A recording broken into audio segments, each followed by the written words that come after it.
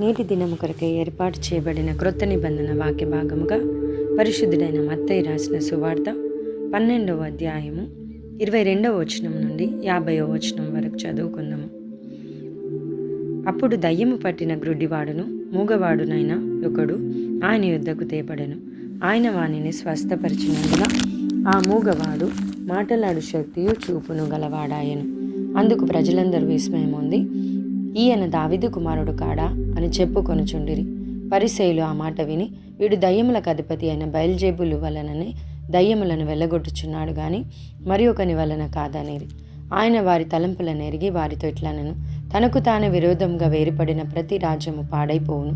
తనకు తానే విరోధంగా వేరుపడిన ఏ పట్టణమైనను ఏ ఇల్లైనను నిలవదు. సాతానును వెళ్ళగొట్టిన ఎడల తనకు తానే విరోధంగా వేరుపడును. అట్లయితే వాని రాజ్యం ఎలాగు నిలుచును? నేను బయల్జెబూలు వలన దయ్యములను వెళ్ళగొట్టుచున్న ఎడల మీ కుమారులు ఎవరి వలన వాటిని వెళ్ళగొట్టుచున్నారు? కాబట్టి వారే మీకు తీర్పరులయుందురు. దేవుని ఆత్మ వలన నేను దయ్యములను వెళ్ళగొట్టుచున్న ఎడల నిశ్చయంగా దేవుని రాజ్యం మీ యొద్దకు వచ్చి ఉన్నది. ఒకడు మొదట బలవంతుని బంధింపని ఎడల ఎలాగూ ఆ బలవంతుని ఇంటిలో చొచ్చి అతని సామాగ్రి దోచుకొనగలడు? అట్లు బంధించిన ఎడల వాని ఇల్లు దోచుకొనును. నా పక్షంన నుండని వాడు నాకు విరోధి, నాతో కలిసి సమకూర్చని వాడు చెదరగొట్టువాడు. కాబట్టి నేను మీతో చెప్పున్నదేమనగా, మనుషులు చేయి ప్రతి పాపమును దూషణయు వారికి క్షమింపబడును గాని ఆత్మ విషయమైన దూషణకు పాపక్షమాపణ లేదు.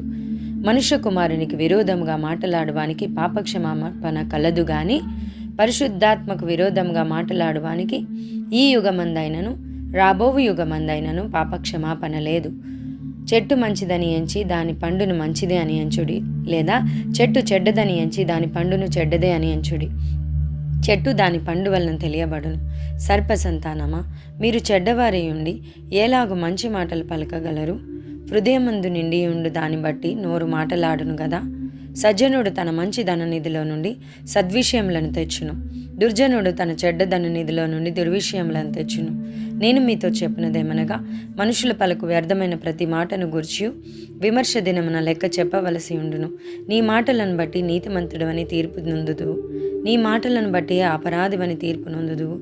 అప్పుడు శాస్త్రులలోనూ పరిసయ్యులలోనూ కొందరు, బోధకుడా, నీ వలన ఒక సూచక్రియ చూడగోరుచున్నామని ఆయనతో చెప్పగా ఆయన ఇట్లనెను, వ్యభిచారులైన చెడ్డ తరము వారు సూచక క్రియను అడుగుచున్నారు. ప్రవక్త అయిన యోనాను గుర్చిన సూచక క్రియ గాని మరి ఏ సూచక్రియ అయినను వారికి అనుగ్రహింపబడదు. యోనా 3 రాత్రింబగళ్ళు తిమింగము కడుపులో ఎలాగుండెనో అలాగు మనుష్య కుమారుడు 3 రాత్రింబగళ్ళు భూగర్భములో ఉండును. నినివే వారు యోనా ప్రకటన విని మారు మనసు పొందితిరి గనుక విమర్శ సమయమున నినివే వారు ఈ తరము వారితో నిలువబడి వారి మీద నేరస్థాపన చేతురు. ఇదిగో యోనా కంటే గొప్పవాడు ఇక్కడ ఉన్నాడు. విమర్శ సమయమున దక్షిణ దేశపు రాణి ఈ తరము వారితో నిలబడి వారి మీద నేరస్థాపన చేయును. ఆమె సొలొమోను జ్ఞానం వినుటకు భూమి అంతముల నుండి వచ్చెను. ఇదిగో సొలొమోను కంటే గొప్పవాడు ఇక్కడ ఉన్నాడు. అపవిత్రాత్మ యొక్క మనుషుని వదిలిపోయిన తర్వాత అది విశ్రాంతి దినం వెదుకుచు నీరు లేని చోట్ల తిరుగుచుండును. విశ్రాంతి దొరకనందున నేను వదిలి వచ్చిన నా ఇంటికి తిరిగి వెళ్ళుదును అనుకొని వచ్చి ఆ ఇంట ఎవడునూ లేక అది ఊడ్చి అమర్చి ఉండుట చూచి వెళ్ళి తనకంటే చెడ్డమైన మరి 7 దయ్యములను వెంటబెట్టుకొని వచ్చును. అవి దానిలో ప్రవేశించి అక్కడనే కాపురముండును. అందుచేత ఆ మనుషుని కడపటి స్థితి మొదటి స్థితి కంటే చెడ్డదగును. అయితే ఈ దుష్టతరము వారిని సంభవించున్నానను. ఆయన జనసమూహములతో ఇంకా మాటలాడుచుండగా ఇదిగో ఆయన తల్లియు సహోదరులను ఆయనతో మాటలాడగోరుచు వెలుపల నిలిచి ఉండిరి.